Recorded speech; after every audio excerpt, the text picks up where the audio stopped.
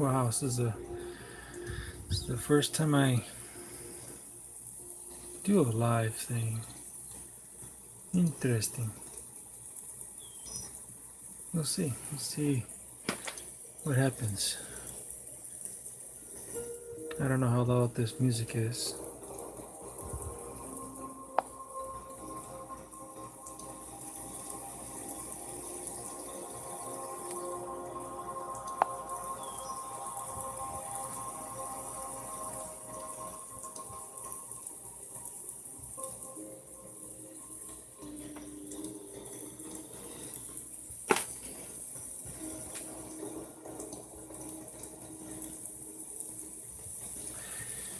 Anyway, so I'm gonna try this live thing, and hopefully I don't get any interruptions.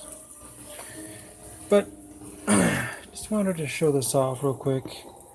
I know there's a lot of videos going around on YouTube about maps and map making and do this and don't do that, which is fine. I'll let them do that. Me, I'm just gonna show off a part of my world here before I hit before I hit the bed. But yeah, what you see before you is a map that I hand drew, and what I'm gonna be doing, hopefully for the next week, I'll be taking one map out of my world and talk about it on a video. And of course, through this video, I will be looking at some things I could probably change and update and make better, or get rid of completely. So let's get into it. For those who don't know what these are, I have a video already on these. They are a coin that's the tree. It comes from Ivar and his family. So the tree represents the roots and the life of the island. That's his house symbol, as well as this. The imperial symbol is this. And the family ruling name is Sylvanus. So their coin is the Sylvan Kijos. So I made these as part of a author swag. So when I go to book signings, I can give these to them as a parting token. So hopefully this is not too long of a video. So what we have here is the southern part of a continent called Blythe. It's part, this little section is part of the Aeolyne Empire. And the ruling house for this area is Sleda. So they roll up to this area here and around, and it borders this. This is a border town. Over here is a faction known as the Two Pharaohs. They made an agreement with the Empire not to encroach upon this land. They won't go this way. But the Two Pharaohs are always in like a civil war. And the city-state of Sleda is always in contestation with this. Contestation? This is a contested area between Sleda and them. So occasionally there's like little skirmishes and they'll take it over and these people will take it over. But that's between here and them. But the kingdom itself, agreement is separate from this. So just to back it up a little bit here, Sleda is one of the oldest cities in the Blythe continent. So it was settled first by lesser elves, and when Pennyvora, which is an island off this way separates from a volcanic eruption. Actually, that's later. Sorry. The people, the Vista Alphas, land here, and they sort of mingle with the elves.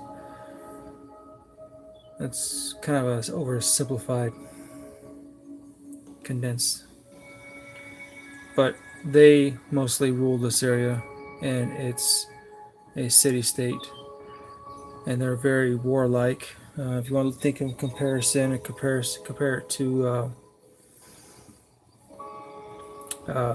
Sparta.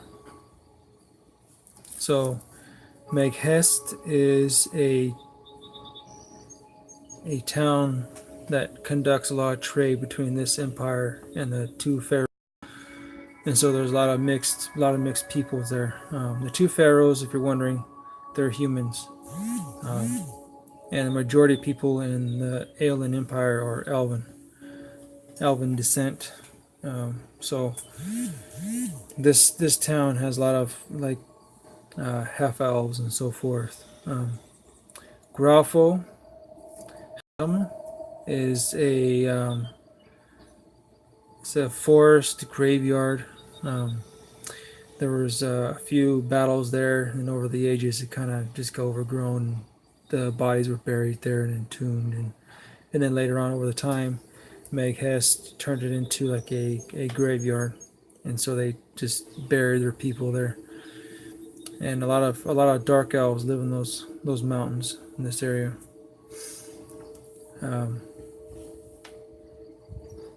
So, and then Nidori is majority of the people that live there are human,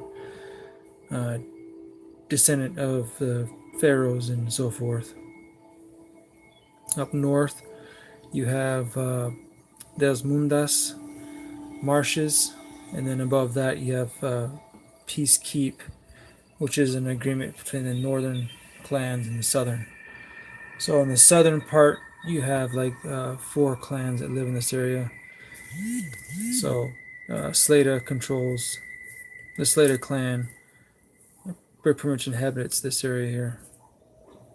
And then there's the Cantras, which is this border area here.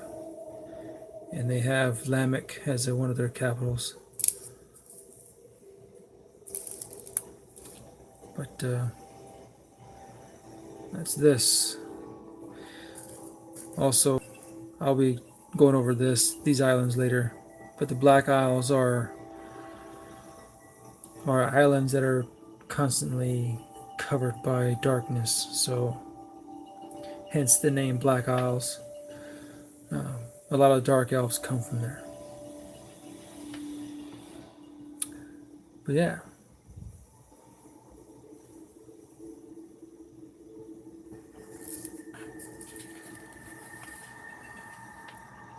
The Acrobite mines, they're mostly inhabited by Orcmen, forced into servitude by the two pharaohs.